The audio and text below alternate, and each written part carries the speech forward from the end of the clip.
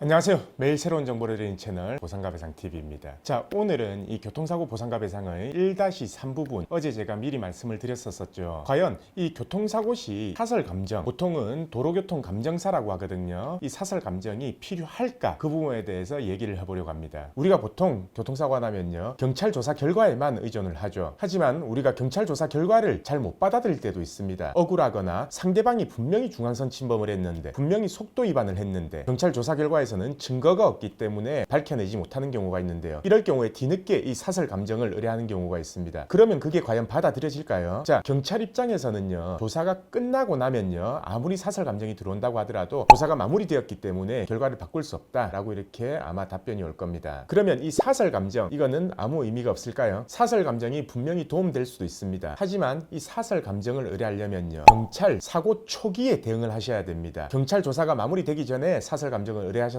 이 감정서를 경찰에 제출하시면은 경찰에서도 이거를 감안해서, 그리고 이 내용을 더 중점적으로 조사해서 아마 결과가 바뀔 가능성도 있습니다. 물론 제일 좋은 거는요, 국가수나 도로교통공단에 감정을 의뢰하는 게 가장 좋지만, 이게 개인이 국가수나 도로교통공단에 감정을 의뢰하기는 쉽지가 않습니다. 경찰 의견이 있어야지만 경찰에서 의뢰를 하는 거죠. 그렇기 때문에 만약에 사설 감정을 이용하고 싶다라고 하면요, 꼭 사고 초기에 같이 대응을 하셔가지고 경찰에 제출하시고 경찰에 요구를 하시길 바랍니다. 어떤 요구를 해야 되냐? 국가수나 도로교통공단에 이 사설검장서, 이거를 같이 넣어서 조사를 해달라고 이렇게 요청을 하셔야 됩니다. 그렇게 해서 경찰 조사가 마무리된다면 감정서 또한 법정에서도 충분히 유리한 증거로 활용될 수 있습니다. 그래서 이 교통사고가 났을 때요, 과실에 대한 분쟁이 있을 것 같다라고 한다면요, 그리고 그에 대한 증거가 부족하다라고 한다면요, 사설감정 의뢰해보는 것도 괜찮은 방법일 수 있습니다. 자, 그럼 오늘 주제는 여기까지 하고요, 다음 주제에서 다시 뵙겠습니다.